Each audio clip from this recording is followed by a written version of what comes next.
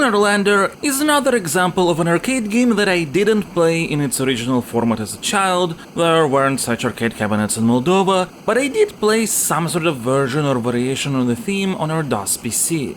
And once again, I don't remember what clone I have played since there are so many of them, so I decided to check the arcade version, which is not even the source of inspiration for those titles. The LUNAR Landing gameplay is much older, but this Atari arcade probably did popularize it for a while.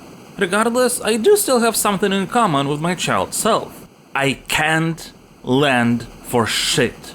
For what it's worth, when I was a kid, I never had even a single successful landing, but when trying the game now, after so many attempts, I have managed to have one, and even then, though I was as concentrated and careful as possible, it was a hard landing that doesn't net the full amount of points. I just can't understand the process and get frustrated as a result, but not because the game is in any way, shape or form bad. LUNAR LANDER is actually very good at what it does, it's just what it does is not for me.